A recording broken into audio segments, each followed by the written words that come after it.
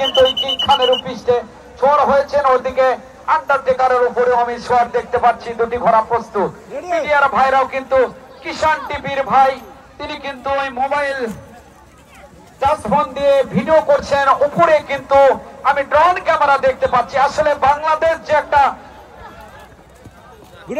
বিনোদনের দেশ সেটা কিন্তু আমরা বলতে পারি। আসলে বাংলাদেশের মানুষ যেখানে বিনোদন থাকবে বিশ্বকে দেখাচ্ছে যে আসলে এখানে বাংলাদেশ, এই বাংলাদেশের যে বিনোদন রয়েছে সেটা আপনারা জানেন না, এটা আপনারা কখনো দেখেননি। বাংলাদেশের মানুষ যে বিনোদন প্রেমী মানুষ, সেটা বাংলাদেশের যে কিছু ঐতিহ্য আছে সেটা কিন্তু বিশ্ব দেখছে আজকে এই মিডিয়ার মধ্যে।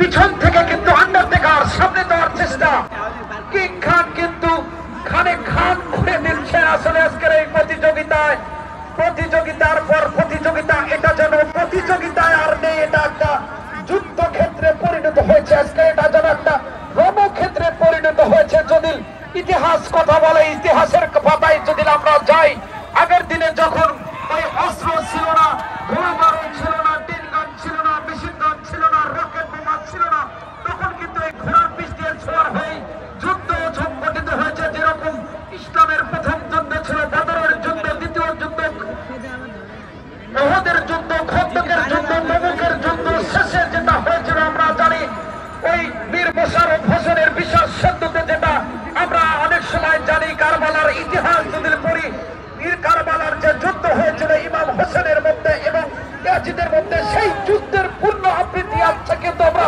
দেখতে পাচ্ছি। আরেকটি যুদ্ধ হচ্ছে এই চাইনিজ পাক প্রাঙ্গণে। শেষ পাকের বেলায় কি হয় না, একটা প্রতিযোগিতা কিন্তু হয়েছে, এটা বলতে পারি। প্রতিযোগিতায় হার জিত থাকবে, হার জিত চিরদিন থাকবে, তবু এগিয়ে যেতেই হবে। বাধা বিঘ্ন না পেরিয়ে বড় হয়েছে কে কবে। আসলে হার জিত আছে বলাই এই প্রতিযোগিতায় একজন হেরেছেন, না হলে কিন্তু প্রতিযোগিতা যে হয়েছে এটা কিন্তু আমরা সব লোক কিন্তু বলতে বলতে ফুল মিয়া আমার মন চায় আমি দিলে আগে বিয়ে না করলে মানে সেই ভবানীপুর ইউনিয়নের দিকে চেষ্টা করতে হবে। ওটা এখন করলে বাবু বাড়ির থেকে শুনতে হবে না, একটোর ভয়ে বাড়ির চাই ভাই 12টার সময় তার মাইক দেখো আসবে না। আমার বউ গতবার মেলাতে সে কথা কষি করলাম মেলা যাবো শেরপুর, খুশ করে আইসে প্রতিযোগিতা তো দেখছে জনগণ, প্রতিযোগিতা চূড়ান্ত। সেই মুসা বাবার কথা বলতেছিলাম, মুসা বাবা এবং নিউজ সূর্যলাল বাবা কিন্তু বাবা সামনে রয়েছে, বাবা তো সামনেই থাকবে। সে বাবা কিন্তু পিছনে থাকার নয়, আবার বাবার সামনে যদি ওই নিউজ সূর্যলাল যায় তাতেও কিন্তু কোনো কষ্ট নাই। মুসা বাবা কি করছে, বাবাকে সবাই সম্মান করে।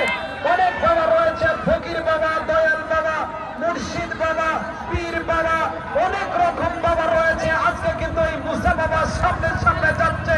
নিউজ সূর্যলাল কব্বাত হোসেন যিনি পাবনা থেকে এসেছেন, পাবনার নাম শুনলেই কিন্তু আমরা মনে করি, আমরা যদি কখনো পাবনায় যাই মনে করতে হবে আমাদের মাথায় গন্ডগোল আছে। আর যখনই পাবনা থেকে কেউ আমাদের এই দিকে আসবে আমরা মনে করি সেটা কিন্তু আমাদের বিনোদন দেওয়ার জন্য নিউজ সূর্যলাল পিছন থেকে ধাওয়া করেছেন। মুসা বাবা তিনি কিন্তু পাগলা বাবাই রূপ ধারণ করেছেন।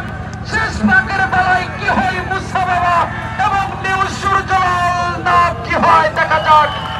প্রতিযোগিতা কিন্তু মুসা বাবা, বাবার বাবা, দয়াল বাবা, কলা খাওয়া, তুমি কিন্তু কলা খেয়েছো, সেই কলা আর কিন্তু ক্রয় করতে হবে না। তোমার